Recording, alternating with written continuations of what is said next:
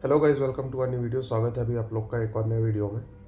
आज के इस वीडियो में मैं बात करूंगा अपने एक इंटरव्यू एक्सपीरियंस के बारे में। कल मैंने एक इंटरव्यू दिया था एक कंपनी में। कंपनी का नाम था ट्रेंटोर, TRANTOR। सो ट्रेंटोर उस कंपनी का नाम था। मैंने भी पहली बार ही नाम सुना था इस कंपनी का। और ये कंपनी जो है वो रिमोट वर्क मोड ऑफ़र कर रही थी। इसमें ऑफिस जाने की ज़रूरत नहीं थी, हमेशा इसमें वर्क फ्रॉम होम ही चलता। और पैकेज वगैरह भी ठीक ठाक मेरे को हाइक दे रही थी, तो मेरे को लगा ठीक है, एक बार इंटरव्यू दे के देख लेते हैं कैसा एक्सपीरियंस रहता है। तो कल दोपहर में 3:30 बजे इसका इंटरव्यू शेड्यूल हुआ था मेरा। और एक फ़ीमेल पैनल ने ज्वाइन किया था, जो मतलब इंटरव्यू लेने आई थी, वो एक फ़ीमेल थी। हालांकि ये ऐसा मेरे साथ पहली बार हुआ था, मैंने इससे पहले बहुत सारे इंटरव्यूज़ दिए हैं, तो मोस्टली हर इंटरव्यू में एक मेल कैंडिडेट ही आता है इंटरव्यू लेने। लेकिन चलो, इतना कोई बड़ी बात नहीं है वो। तो कल मेरा इंटरव्यू हुआ था और डेटा इंजीनियरिंग के लिए अप्लाई किया था मैंने। डेटा इंजीनियर ही हूँ मैं। 5 साल, पिछले लगभग 5.5 साल से मैं एज अ डेटा इंजीनियर काम कर रहा हूँ। तो उसके लिए कॉल था वो, और लगभग 45 मिनट का कॉल था। 45 मिनट के कॉल में पूरा 45 मिनट चला था इंटरव्यू।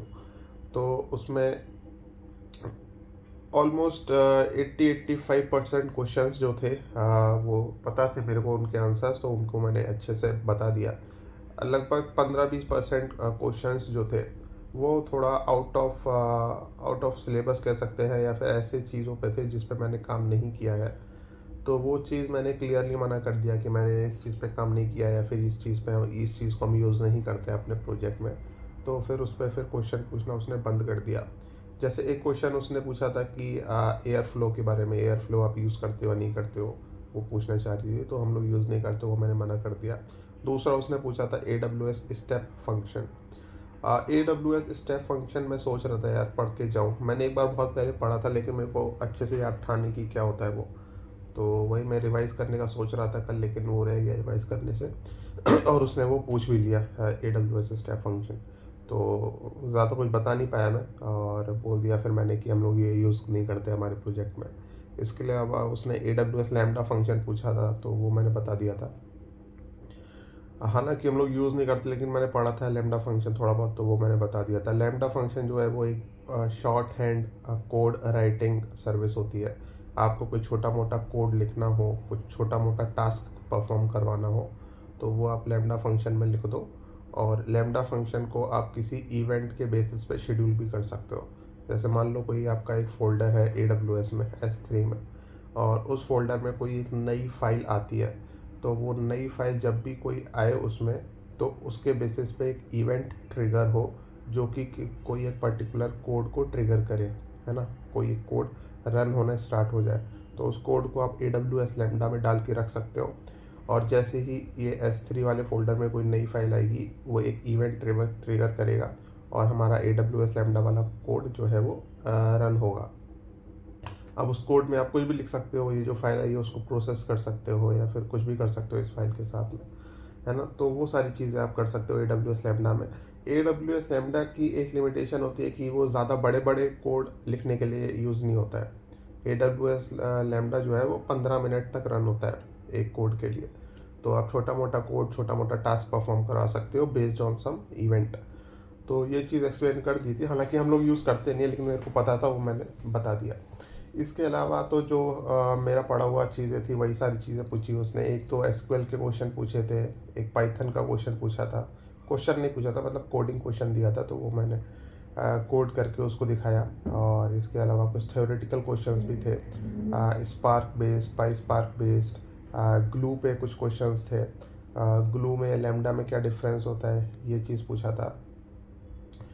और इसके अलावा प्रोजेक्ट पे डिस्कशन हुआ था। मतलब मैं प्रोजेक्ट में क्या मेरा रोल्स एंड रिस्पॉन्सिबिलिटी है, क्या आर्किटेक्चर है हमारे प्रोजेक्ट का। तो वो एंड टू एंड एक्सप्लेन करने को बोला था, वो मैंने एक्सप्लेन कर दिया था। तो ओवरऑल अगर मैं बोलूँ तो मेरे को लगता है ठीक ठाक ही गया मेरा इंटरव्यू। हालांकि जो उसने 2-4 सर्विसेज ऐसी पूछी थी जो कि वो लोग अपने प्रोजेक्ट में यूज़ कर रहे होंगे या फिर करने वाले होंगे, और उनको मैं नहीं बता पाया क्योंकि हम लोग यूज़ नहीं करते हैं वो प्रोजेक्ट में, तो उनकी वजह से मेरे को लगता है उतना पॉजिटिव इम्पैक्ट नहीं गया इंटरव्यू में। और हो सकता है अगर उनको कोई और बेटर कैंडिडेट मिल जाएगा तो शायद उसके साथ वो लोग आगे बढ़ जाएंगे। तो आई एम नॉट श्योर, देखो बाकी अगर कोई कॉल वगैरह एचआर का आता है तो मैं आप लोग को अपडेट दूंगा, लेकिन मैं एक्सपेक्ट कर नहीं रहा हूँ कि मेरे को ऐसा कुछ कॉल वगैरह आएगा अब। तो वो एक एक्सपीरियंस था, मेरा इंटरव्यू एक्सपीरियंस था कल का। इसके अलावा आज भी एक इंटरव्यू मेरा शेड्यूल होगा, मतलब कल मेरे को एचआर ने बोला था कि आज के लिए एक इंटरव्यू शेड्यूल होगा 3:30 बजे, आज भी होगा एक। तो वो उसने बोला, लेकिन मेरे को अभी इनविटेशन आया नहीं है। हालांकि एक दिन पहले इनविटेशन आ जाता है अगर अगले दिन इंटरव्यू होता है तो, लेकिन अभी तक मेरे को कोई ऐसा इनविटेशन आया नहीं है। जीविया करके एक कंपनी है, उसका इंटरव्यू शेड्यूल होना है आज। अगर होता है इंटरव्यू तो मैं उसका अपडेट दूंगा आप लोगों को अगले वीडियो में। थोड़ा बताऊंगा क्या क्या क्वेश्चंस पूछे गए थे उसमें, है ना। तो वो एक चीज़ है। और ठीक है, फिर इस वीडियो को यहीं पे ख़त्म करते हैं और मिलते हैं फिर आप लोग से अगले वीडियो में।